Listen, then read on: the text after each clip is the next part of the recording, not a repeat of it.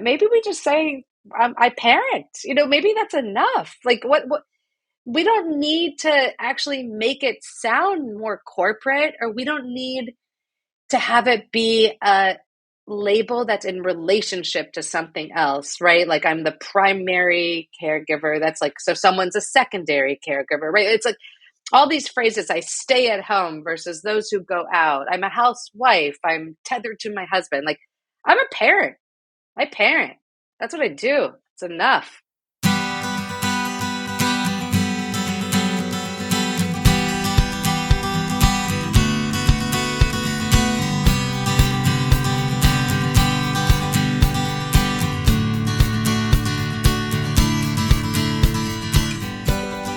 Welcome to Parent Footprint with Dr. Dan. I'm Dr. Dan. This show is about making the world a more loving, accepting, and compassionate place, one parent, one person, and one child at a time. The key to raising healthy and engaged kids is for parents to seek the same in their own lives while striving to be the best versions of themselves each day. No matter who you are or where you came from, with increased awareness, you can be purposeful about leaving a healthy footprint for your children, your family, and all those you care about, while living your own life to the fullest. Today's show is When You Care, the Unexpected Magic of Caring for Others, with Elissa Strauss. Elissa has been a journalist, essayist, and opinion writer for the past 15 years. Her work has appeared in the New York Times, The Atlantic, Glamour, Elle, Allure, The American Prospect, and elsewhere. She's been a contributing writer for CNN, where she covered the culture and politics of parenthood, as well as at Slate, where she wrote on feminism and motherhood. Since 2011, she's been an artistic director of LABA, a laboratory for Jewish culture. Elissa is the author of her brand new book, which we are diving into today, called When You Care, the Unexpected Magic of Caring for Others. She lives in Oakland, California, with her family.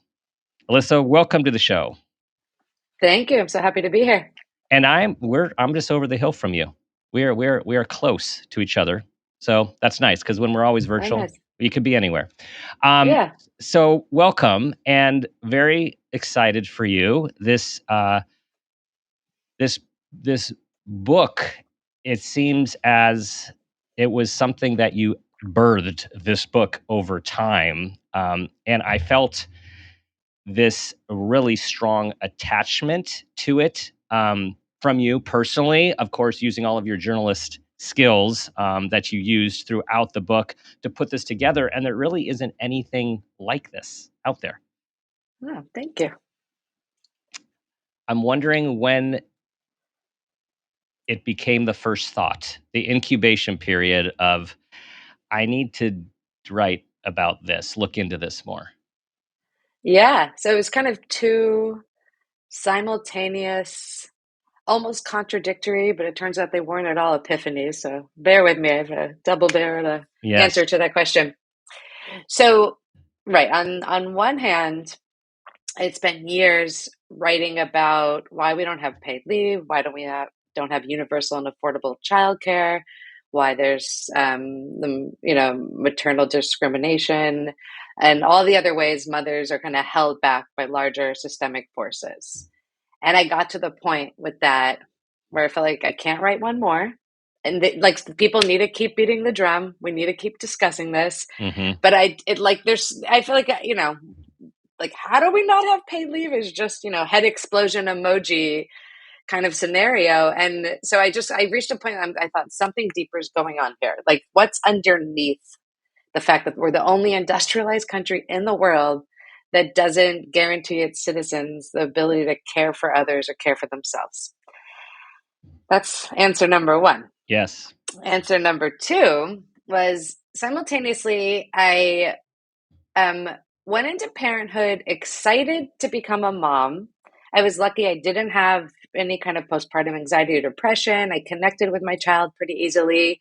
I come from a loving family of four. My parents, I believe, I could be wrong, I believe they genuinely, truly loved being a parent. So it wasn't that I had conflict or ambivalence within the parent-child relationship exactly, but I had deep conflict and ambivalence of what becoming a mom would do to me everywhere else. Mm-hmm. And I really felt like and there's a lot of writing by really highly regarded um, writers that in which they really talk about how motherhood can kind of ruin you as a thinker, ruin you as an artist, that motherhood and selfhood were a zero sum game.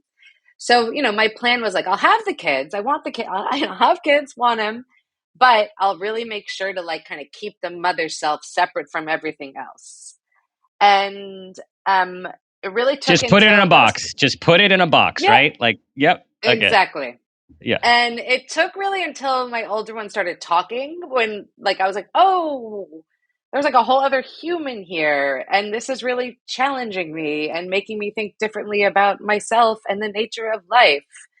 And at that point, I realized that I couldn't keep motherhood in the box. And even more so, actually, there was a connection between my resistance to like letting motherhood take over my life, which I'll now put in air quotes, take Mm-hmm. over, Mm-hmm. and the fact that we don't have paid leave. And both of those come from like this just like deeply enriched, like way down in the soil blind spot to the value of care. Mm-hmm. Like Mm-hmm. we don't value care in our life narratives, and we don't value care as a society that has policies that support caregivers. And then there was like once those I realized actually those two things were connected, and then I was like, oh, what's going on here? Like, why? Why really do we not value care? And I started digging in. And you dug and you dug and you dug, and there are many reasons. And it seems so simple now as you say it, and as you wrote about it, and as I read about it. It's like it seems so simple that caring for others, um, not only is it's necessary, it's for the perpetuation of the species. It enhances life. We have a loneliness epidemic. We have a lack of childcare epidemic. We have a lack of elder care epidemic because of all of these things that you write about. And yet it's seen as less than. Like the act of caring is seen as less than. It's just it is astonishing when I'm reading it through your frame. Yeah, I mean, it really is something that we don't regard as kind of worthy of upholding in any like from a perspective of curiosity. It's something we kind of see as an obligation, a burden. Mm-hmm. Maybe we'll fight for the right to care, we'll fight for the right to paid leave, and whatnot. But as something that's a pleasure, a joy, something that offers us a great ability to grow as humans, it's just Mm-hmm. not written into like our cultural scripts. Mm-hmm. I like how you framed the both, the and, which is it can be really hard and it is life and growth enhancing. Right? It's both, and we tend to be in this culture where things are either or, right? It's like it's good or it's bad. And you point out many examples in life where we don't look at things that way. We know that there are pros and cons and upsides and downsides, and things go together. Um, Right. in life, like parenting, right? Like it is all of those things. And I'm talking about parenting and not as, and then we'll talk about motherhood because of all the ex- extra burdens that women carry to do it all. Um, so we'll start first with parenting. This idea of like it can be really hard and it can be really joyous, and all of that can happen in the same hour or the same month. And we're not to mention if you have kids that have special needs or are neurodiverse and all the added layers, or if you come from a disadvantaged place. Like there's so many layers to this, and yet oftentimes, as you point out, when it comes to motherhood, it's seen as, well, like, so you're just kind of done. You're giving yourself away, like you're giving your future away. Right. Yeah, absolutely. I mean, I think, we had this idea for a long time that motherhood was pure bliss. Yeah, And that was one way of just like flattening it, locking it up. I mean, I think really, you could think of just Virgin Mary holding Jesus and any number of paintings, like right. just kind of locked away in a portrait of saintliness. And then I feel like, right, we kind of corrected for it by going to this narrative and really talking about the hard parts. And I feel like we might be ready. And that was important too, because for Hmm. so long we had this cartoonish idea of motherhood. And then, and I think, right, then the kind of burden narrative almost became its own cartoonish thing. And I think for me, like really valuing it, really seeing it is seeing it in all of its complexity, the Hmm. full messy middle that, right, Right. there's a tremendous amount of friction, there's boredom. I mean, as there is in so many endeavors that we see as worthy. Someone hikes Yes. Mount Everest and they become a cultural hero. I mean, you're at a dinner party and you're sitting across the table of someone who's hiked Mount Everest and someone who cares for two neurodivergent kids. Who's the one that everyone's going to be talking to and seeing like their struggles and their journey as like very worthy of Totally. listening to and learning from? And who's the one that's going to feel like if they say one thing about their kids, they're going to bore everyone, right? Right. Right. So I think, it's allowing care to be its full self and Hmm. not get locked either into this like tidy sink Hmm. box or this tidy nightmare box, and Hmm. letting it all out and giving it the curiosity that we've given all these other endeavors, like, right, hiking a tall mountain or, Hmm. you Yeah. know, going to live abroad and, or going to war. It's like we know these things are hard. We know they are boring sometimes, but we see them through a much larger arc. And we've never Yeah. granted parenthood that. Hmm. Yeah, that's a really good example. And I'm thinking that both narratives are such a disservice, right? So we know that the motherhood is wonderful narrative was not helpful because people were struggling and then thinking with the regular struggles of motherhood and then thinking there's something wrong with them because everyone else is enjoying it. And then, I mean, fast forward to social media where, of course, everyone is having a wonderful time. Right. Um, and we love you, social media people who actually put out all the real stuff because that actually helps everyone. And then there's the other narrative, which is the burden narrative, and that's not helpful either. And so, what?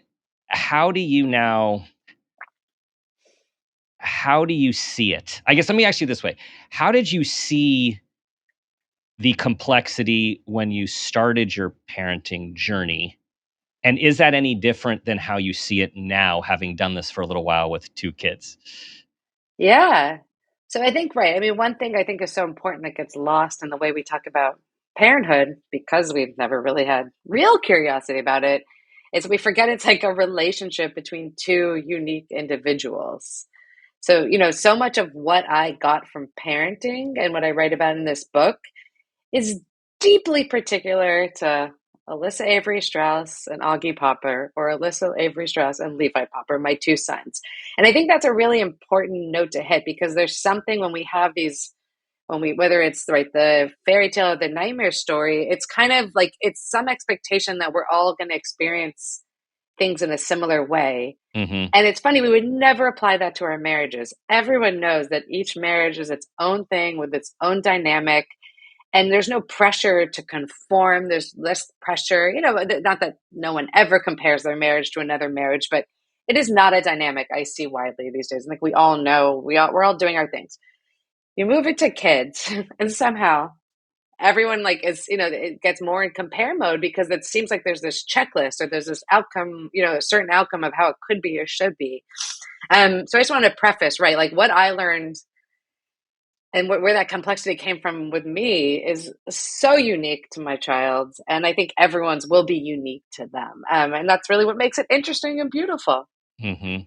So for me, it started with having a son who was really easy in the ways that most kids are hard. He didn't really have tantrums. I always say, I think, my older son Augie maybe had as many tantrums in his life as my younger son Levi had, like in the average week. So I've, Yeah. I've Right. experienced Right. tantrums. I want to, Right. Yeah. but Augie just wasn't that kid. He was really pragmatic from kind of day one. He really wanted to understand everything before making decisions. So we got to do things that parents would dream of doing, which is go to fancy restaurants, and he'd sit there and, stay up late and not complain. Wow. If the cookie broke, It didn't matter. It's still a cookie. If, the red fire truck t-shirt was dirty, it's okay. The white one with the race car is clean. So none of those battles. But, So he's like a you know, mature 45-year-old or something like he that. really was, Yeah, yeah, okay? yeah, right. Yeah. But for Yeah. better and worse, Yeah. really. And that's the thing, because like kids should be walking raging ids a little bit, right? Like sometimes when I pass by a screaming toddler at the supermarket and the parents ashamed, I don't say this to them because I don't know them, but I just want to be like, I kind of wish I could scream and cry like that now too, but I can't because I'm a grown up and I have to keep it all in and pretend life is fine. So, in a way, I get envious of young children and how frontal Oh, their like yeah. emotions are. Yeah. Whereas everybody thinks I'm annoyed and I'm really not. I'm like, good for you, young child. You're Yes. not feeling it right now and you're letting the world know. Not that it makes it easy for the parent to deal with it when they need to go food shopping. So I also have empathy for the struggle part of it. But Augie wasn't like that. Augie, it's like for most parents, the job with the kid is to get them to listen to you. With Augie, my job was to get him to listen to himself. It was a totally kind of upside down Mm-hmm. parenting experience. And I wanted him to be able to figure out what he wanted more easily, not have to think it through so much. And I wanted him to then do it. Like get that, like if you, don't worry so much of what the right decision is. Just eat the chocolate chip cookie, move on. So it was very different. And for me at the time I was really deep in kind of the hot take era of journalism. My job was basically to send my editors, ideas in the morning of my opinion on something and then turn it back 4 hours later and have it be totally certain and not at all like accepting of any dissenting opinions. So I had this job that like made me like a certainty machine. And I had this kid who needed me not to be certain, who needed Mm. me to make as much space as possible for him to find his own way and trust himself and tap into his walking raging id. So that was my first real moment of complexity where I Mm. really felt like I I need to get out of his way. And so I had, this moment, like aha moment in my relationship with my kid. I can't just sit here and explain away the world to him. And then I also saw myself in broader terms. It left just the confines of our relationship. And I was like, wait, what? Like, who have I become? What am I doing? Why am I so certain? Mm. Like it actually sounds like a lot of fun to like get behind Augie and try to like discover the world anew and be more open-minded and figure out actually what I think without this need to like process my opinions and turn them into, sharp-edged Right. essays in a 24-hour period. So what a prime example of how our kids shape us, right? How much we learn from our kids if we stop, look, and listen. And so what I'm really impressed with Yes. is I'm going to go out on a limb here, being someone more of a type A ish, for quick speak, right? Right. Kind of, deadline driven, detail driven, driven would be my sense. And yet to stop and because most people, we just do what we know. And especially when our kids are young, most of the time it's still pretty easy to do what we know because we don't get as much intellectual and verbal kickback, like, we kind of hit when they get older.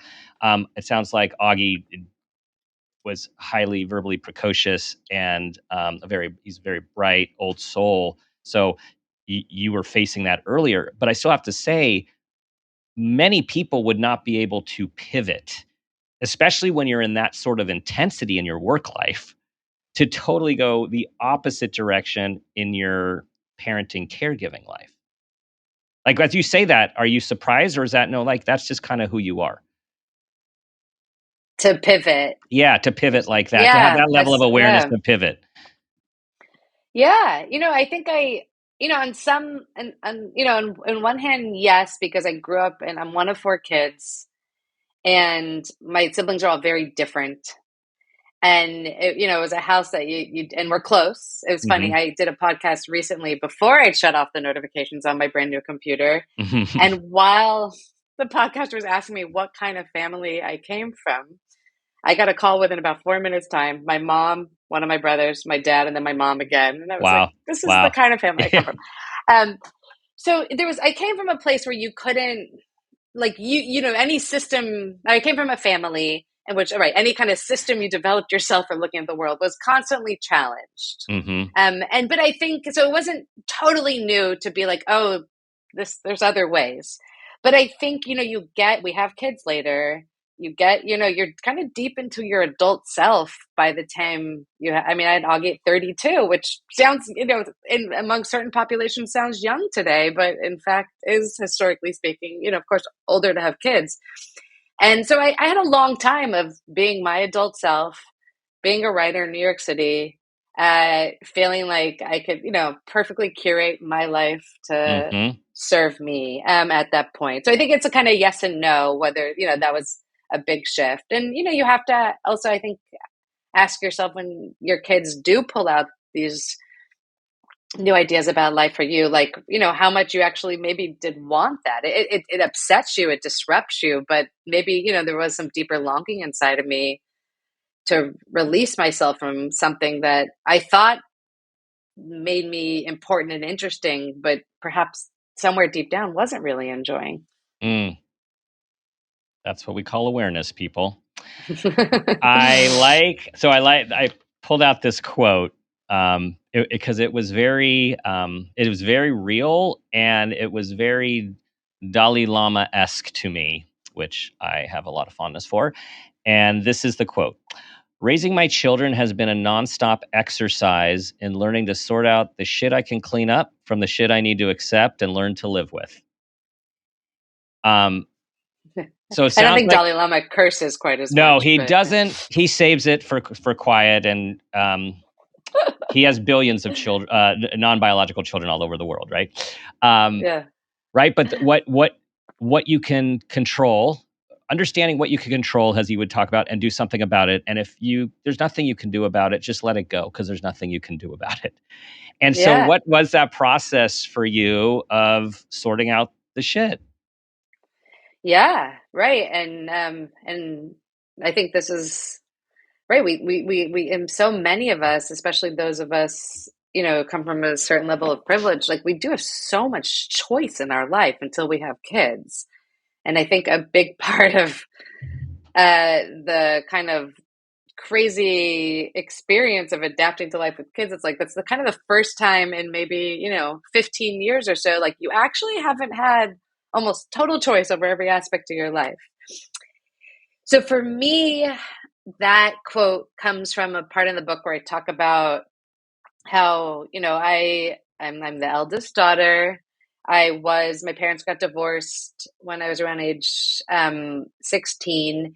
During that time, I became what is called a parentified child. I wasn't responsible for practical tasks and managing the life, but I definitely was kind of my parents' best Emotion. friend and, Yeah. emotional support child. Yes. and Yes. uh and so I think I had this sense that, and I'm, for better or worse, I'm like a fairly competent person. I kind of wish I wasn't sometimes, but if I go into a room and if everyone's cooking dinner and no one could really figure out what to do, I just kind of see it and I'll be like, all right, you do this, you do that, let's do that, you do that. Just have a little bit the curse of competence woven into this parentified child Hmm. thing. Hmm. And With so good I with did. firstborn, you got the firstborn thing as Yeah, well. well, Yeah. eldest daughter. Actually, I have two older Yes. brothers, but Oh, eldest there's daughter. Got you. Okay. yes, yes. Okay.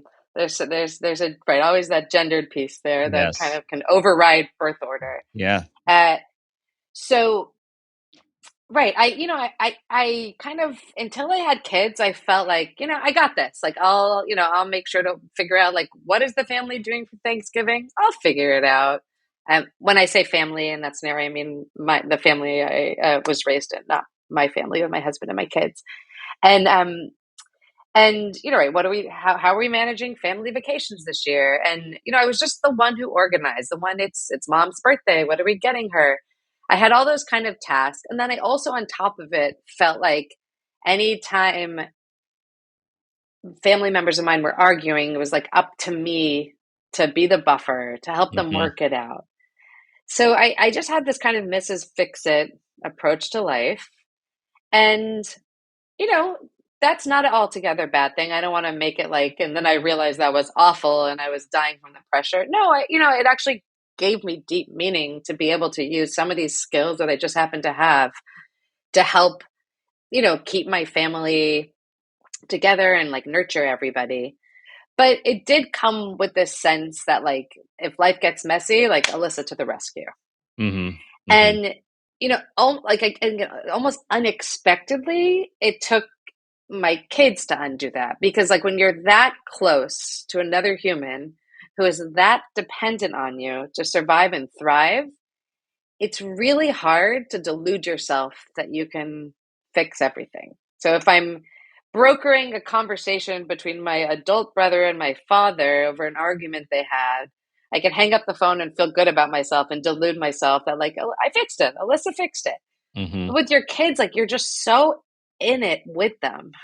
And it becomes so clear that like it is sometimes things are just broken Mm-hmm. and you just have to be in the brokenness with the Yes. person you love and not clean it all up. Yes, that is so important. I know it took me a while to get there as someone who is more perfectionistic and achievement oriented. Like you go in with these ideas about parenting and these ideas about child raising, and usually they're based on your own experience, and then you get reality. And to realize, for those of us out there who are the fixers and the doers, that that actually isn't what is needed a lot of the time. And actually it's not helpful when our kids are having a tantrum or really upset or questioning, or they might need to be doing that. Or when our kids start to go to school, to be in the world of daycare, and people are not treating them well, or teachers aren't understanding them. Sometimes this is it, and you're sitting in it with them, trying to support them rather than fix it for them. Right. Yeah. It sounds simple, but it's like, it's, to me, like, you just hit on a really important part of parenting that we don't talk about as much, because so much of our parenting culture has been moved towards fix, enrich, enhance, uh, get ahead, that we lose sight of just the human development aspect, person development.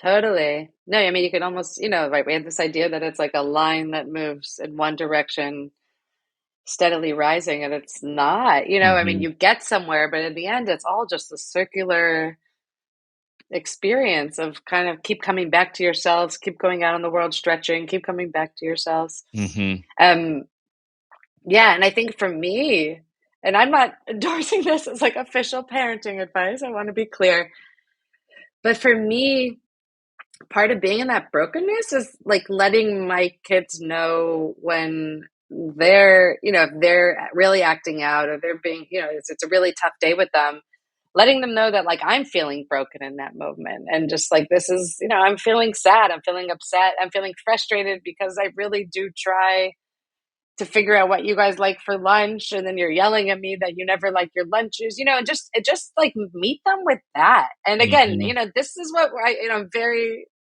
I want to be very clear that I really believe there's no one way to do it. And you're just one human in relationship with another human.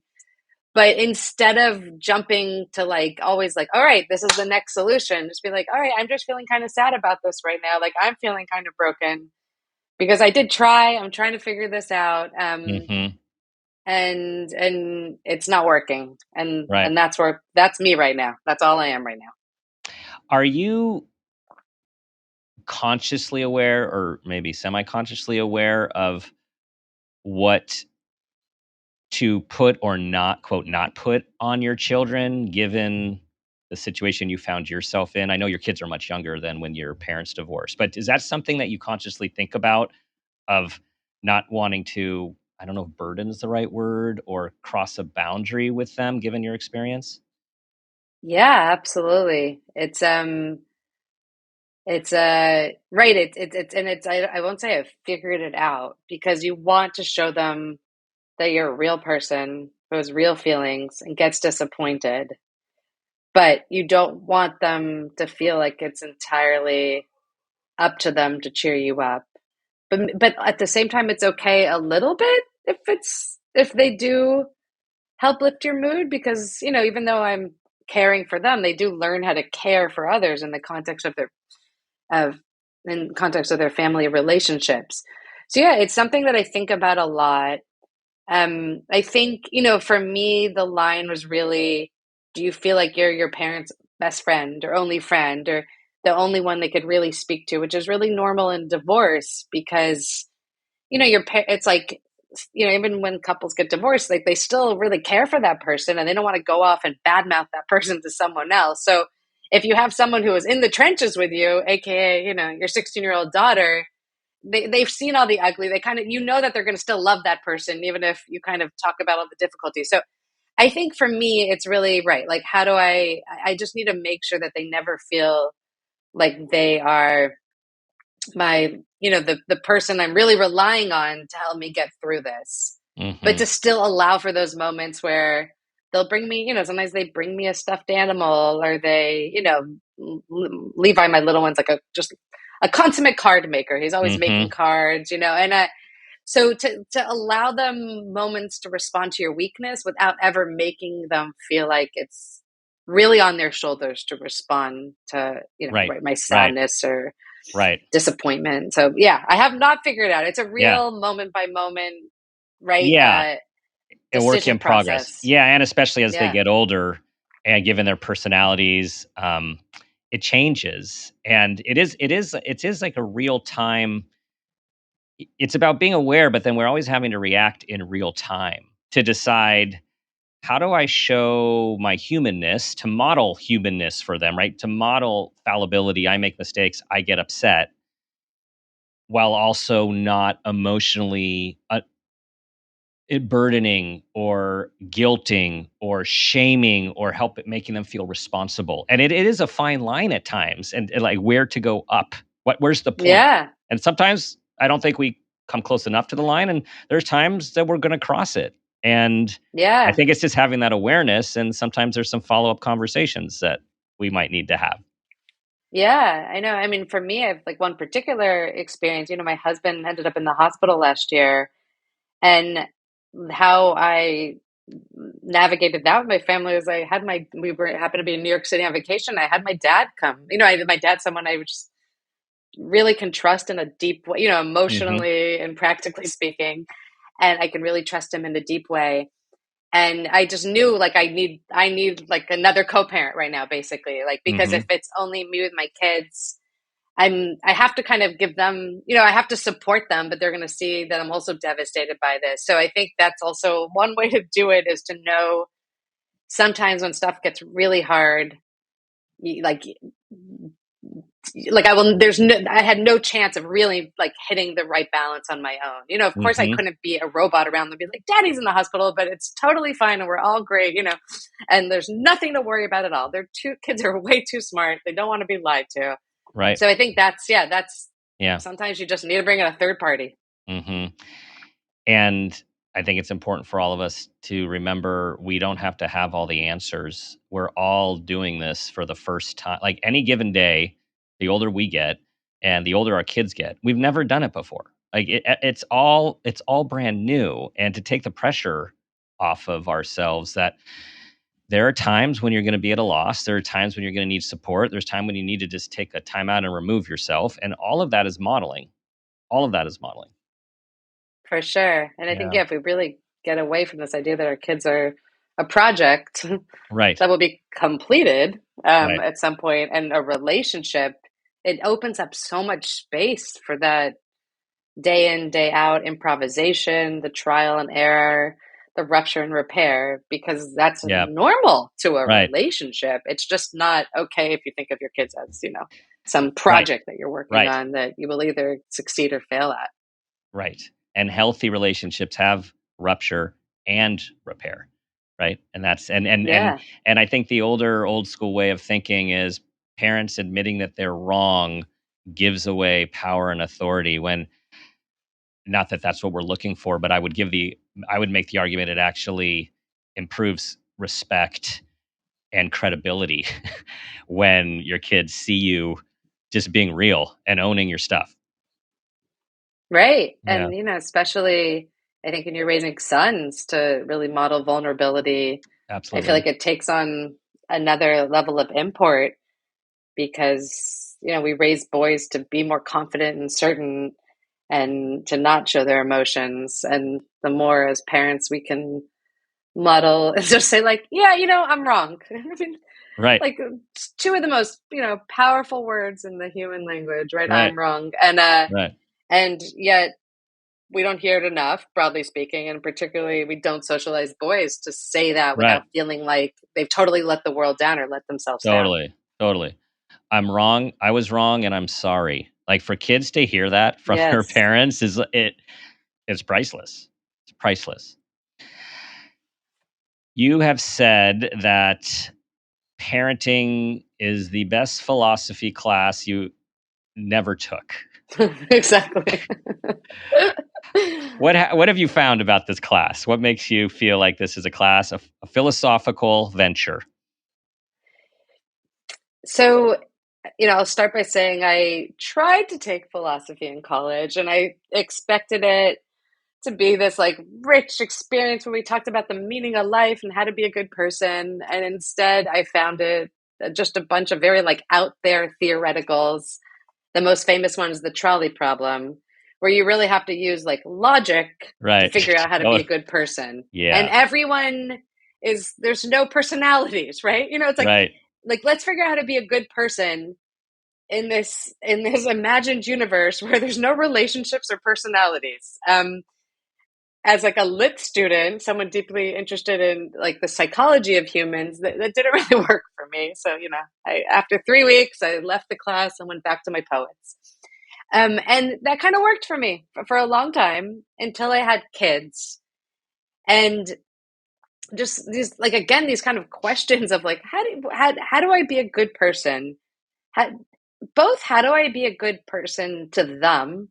And like, how do I be a good person in the world at large now that I am going to be more selfish? So, I mean, and I'll put selfish in air quotes because I think that's the fact that we even view it that way is kind of messed up, Mhm. and part of this big blind spot to care. But, you have kids, like you're kind of become really focused on your kids at the expense of, maybe volunteering as much or being able to give as much money to charity to, other children that live in more difficult nations. And so I really wanted to, I didn't think it was something I could ever figure out, but it really pushed me to like try to look deeper of like, what does it mean to do right by them? And what does it mean to do right by the world now that these other humans depend on me? And it led me to this whole world of philosophy, which I really fell in love with, and actually was really where this book started. I came across the care ethicist, one in particular named Nell Noddings, who really thought deeply about care and were, smart, Stanford educated philosophers, but they didn't ignore what philosophers ignored for so long, which was relationships Mhm. and their inquiries into ethics and what it means to be a good person. And I really appreciated, Nell Donnings in particular. I like her life story. She was a mom, I think maybe 10 kids. She had like a Wow. custom station wagon, and she would travel around the country and camp with her big brood over the summer. And, in different profiles written about her, they talk about, the tablecloths on the table and the big pots of spaghetti.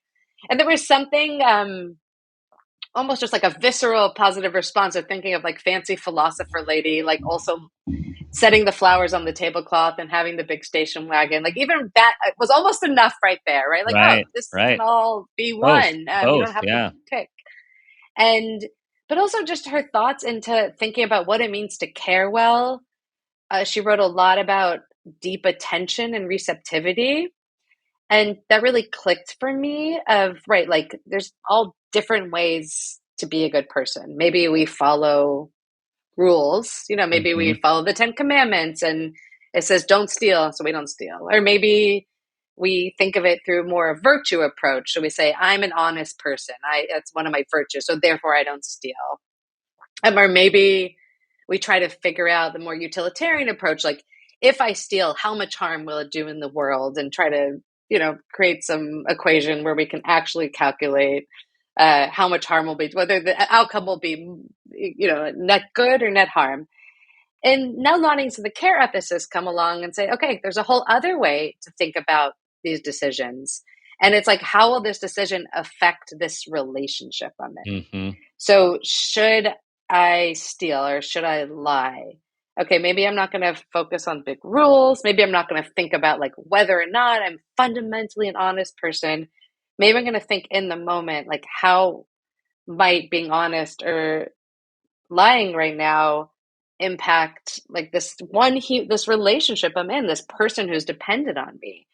Um, Maybe if your kid has a really hard day at school and they've been bullied, and they just are really not up to completing a math assignment that they absolutely have to do, maybe you help them more than you usually would. And maybe that's not honest, Right. but maybe that's like what the relationship really needs at the moment. Hmm. And so I think, and it's really allowing an ethics that's really situational. And I think it makes so much space for caregivers and parents to remember that it's, just as is an important, it really gives space for caregivers and parents to remember that, well, it's absolutely important to think big picture in terms of ethics Hmm. and think like what kind of values should we have in society, what kind of people we should be. You can also just pay close attention to that one person right in front of you and figure out what that person needs in the moment. Totally. You just gave me a flashback memory of a talk that my wife and I attended before we had kids, and it was at the Head Royce School, probably not too far from. It's actually, Yeah, well, I won't yeah, say this yeah, on. yeah, close. Yeah, okay, okay. So probably not too far from where you are in Oakland, and it was a local therapist, and one of the things that stood with both of us and has stuck with me also in my professional career, she said, when your kids leave for college or leave the house, wherever they go, the only thing that leaves with them is your relationship. And so you need to really think about if you're going to spend all your time focusing on their tasks, their activities, and their homework, and there's tension and battles, those will all be gone. But all that's left is the relationship. And, what you're saying is so important is if we, again, we live in a very like fast-paced life. There's a lot of stressors. There's a lot of pressure on parents. It's like societal and parental pressure cooker in many communities. And what gets often lost is, like you said, what really matters in this moment. And it's the relationship, not the stuff, not the tasks, not the finishing, not the even at times getting out the door on time. It's really about what is happening in that moment and what your child needs from you, and in a sense, what you need from your child in terms of being present for them. Yeah, absolutely. And, I think to add to it, what makes you feel good about the whole parenting experience? One reader of my book said she cried when I wrote about how, if you quote unquote care for people outside your home, you're really lifted up in society. But if Mm, you care for people inside your home, you're somehow seen as selfish. And she said she once, like, it was totally nuts. She was in a really busy moment. She shouldn't have done this. It made no sense, but she paid for a babysitter so she could go to a parents association meeting just so she felt like she was contributing to society, mm. because she didn't feel like just staying home and caring for her kids Was enough. was enough. Right. And I think that's where, right, when we devalue that kind of parent child relationship, we give parents a sense that, like, oh, they're not doing enough. Like, there's all, and I've heard from so many parents, like, oh, I feel bad. I used to really be more politically active and I'm just not able to do it anymore because, I had kids. And it's like, well, you're raising a future human. Like that relationship that you're investing in is, it has a great political import to it. This is a Totally. future citizen that it's up to you. At least so much of what we view big picture, whether it's democracy or just a more collective approach to being together, like that doesn't happen on a mass scale. It happens one human with one human at a time, like Mm-hmm. relationship by relationship. And we've really just kind of pushed that out of the plot. Mm-hmm. Mm-hmm. One of one of the several themes in the book that I took is empowerment. And as you're talking, I'm thinking about the difference between someone saying, what do you do? And someone saying, oh, I just stay home with my kids. It's like this less Yes. than versus, oh, I'm the primary caretaker for my kids, or whatever the statement is, or I'm caring for my children. I mean, you tell me how you would phrase it for everyone, like to really like step into it with value, because I think how people respond to things carries a particular energy that can impact the receiver. Yeah, absolutely. And, this is like what to call the person who spends their days tending to the home and the family has been just kind of an ongoing question going Right. back, a century, ever since the Industrial Revolution, ever since we created these divisions between the home and the workplace. Kind of what to call that person has been the $1 million question. In a way, we started in a good place. We had homemaker. It was very active, Mhm. like you're making things. I mean, Mhm. as anyone who's made the home knows, like you're doing stuff. And then we kind of moved to housewife, where it's the focus is on a woman's relationship to her husband. It doesn't even mention the children. So you maintain the house for your spouse. That is your role in the world. And then we got to stay at home mom, which is the saddest, worst one of them all. Stay, unlike maker, which is so Right. active, Right. stay is entirely passive. Like Yeah. staying from what? Like what do you like? You Trapped. just It's like you're stay. trapped. Like Yeah. Yeah. right, exactly. Like you're just exactly. Yeah. It's the saddest of them all. And then since then we've tried to come up with other phrases. We have primary caregiver, lead parent. None of them are perfect because Right. they don't exactly tell you if you work in the labor force or you don't. And also even say work from home, the stay at home, like we're all doing everything from home these days. So the kind of home container is meaningless. In a way we've gone back to that pre-industrial revolution time for at least the laptop class, those who can do their jobs on their laptops, where the home is the site of both work and domesticity and care again. So it's this question's come up, and I don't have.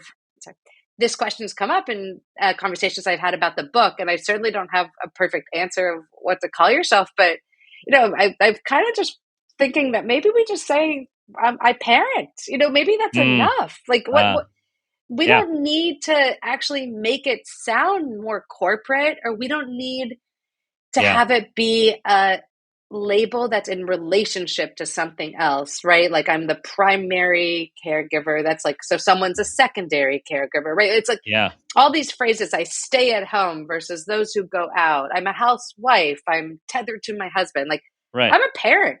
Yeah. I parent. That's what I Yeah. do. It's enough. Yes. Own it, people. Like, and again, it's Yeah. just like how you just said it, right? I'm a parent. All right. Yeah. What should we talk about Right. now? Right? Like, just move on. Like, own it and feel good about it. Right. And Yeah. it's, yeah. Yeah. Like, how, wait, like, right. Like, how did we get so far away from that being just enough? Right.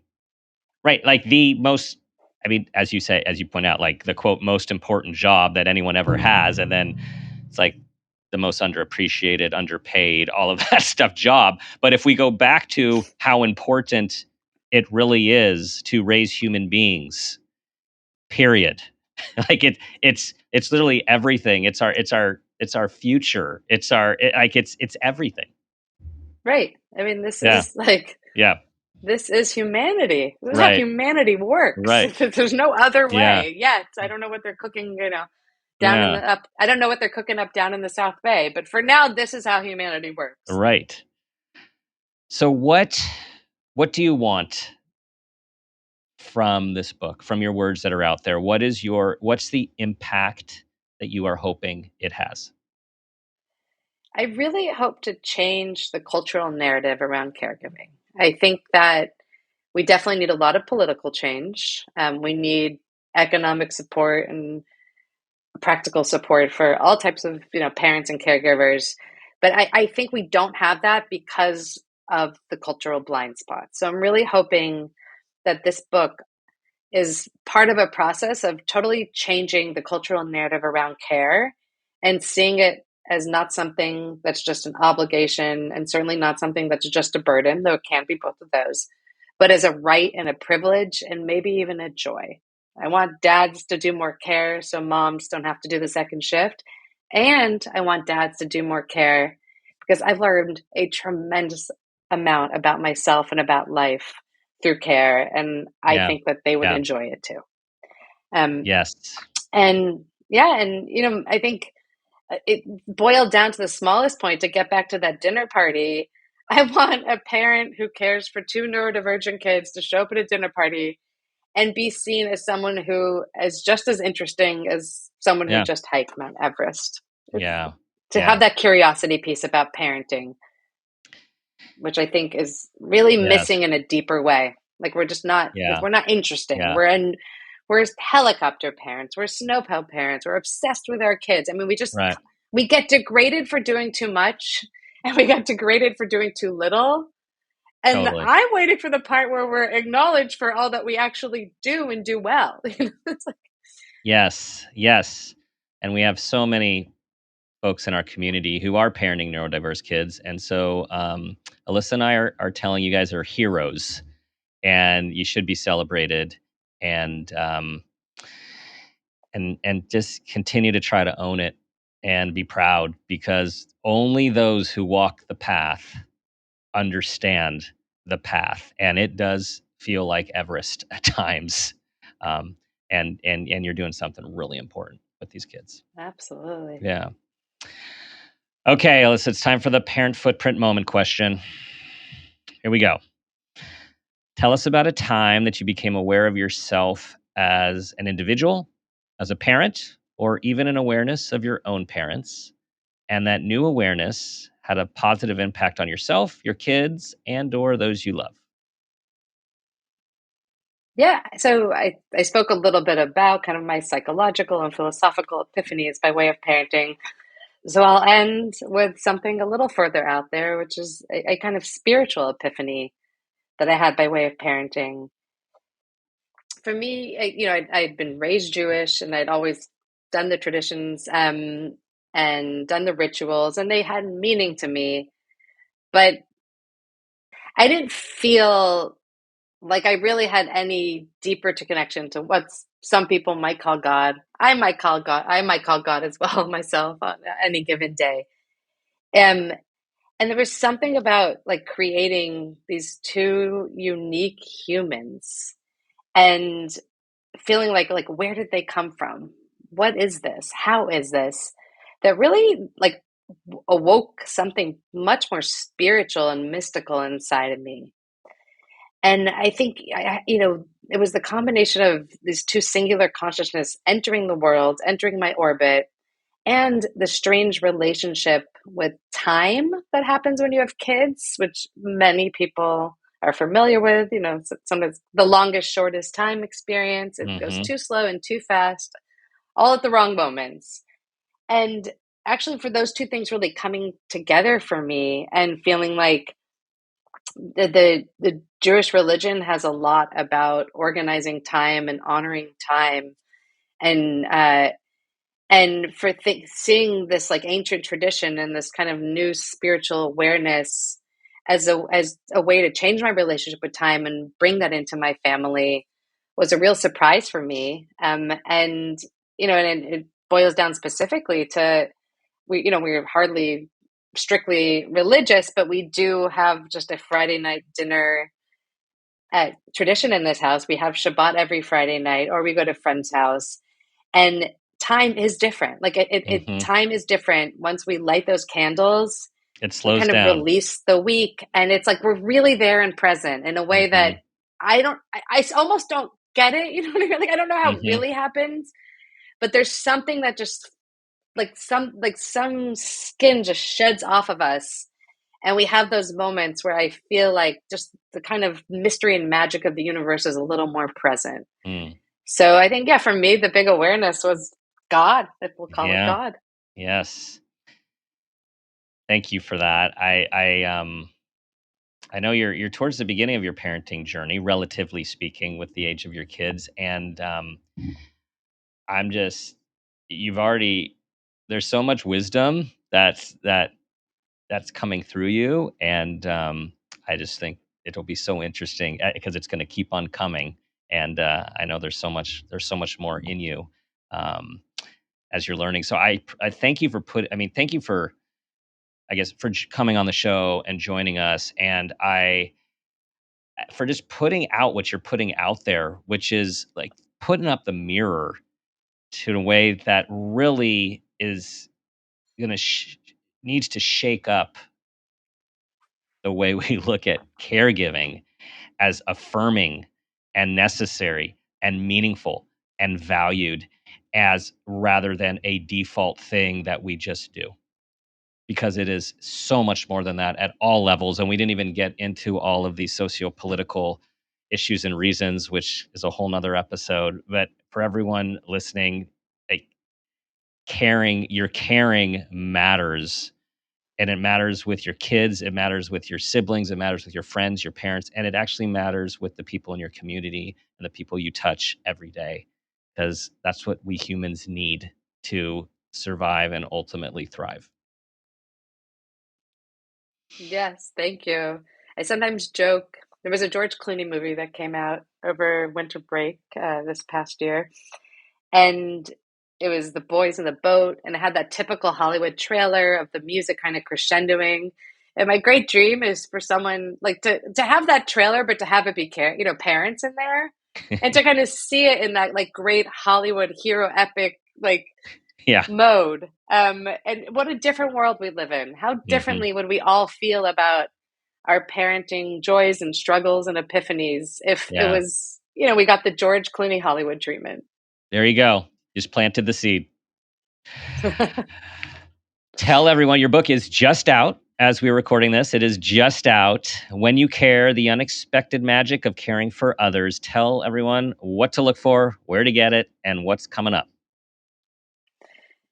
Yeah, so it's available at all major booksellers. Lots of also independent bookstore love for this book, which is always really nice. And yeah, you could find me on Instagram and Twitter at Elissa Avery. And I have, a few virtual Zoom talks coming up, and also love hearing feedback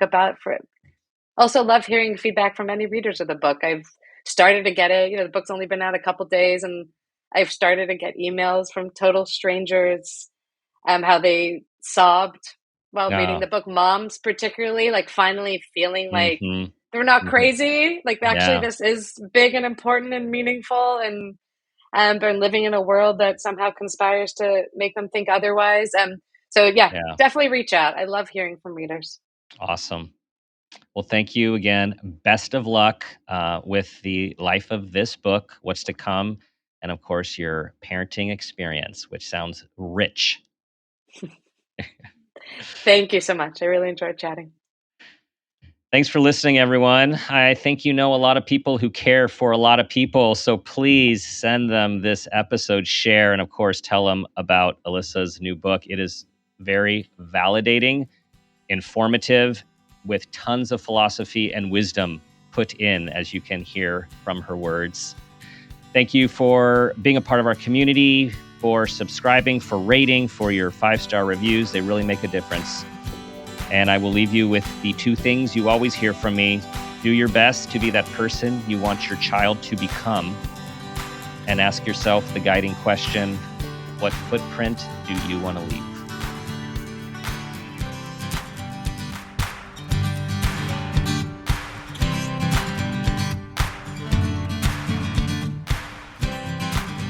This has been a Peters and Rossi production.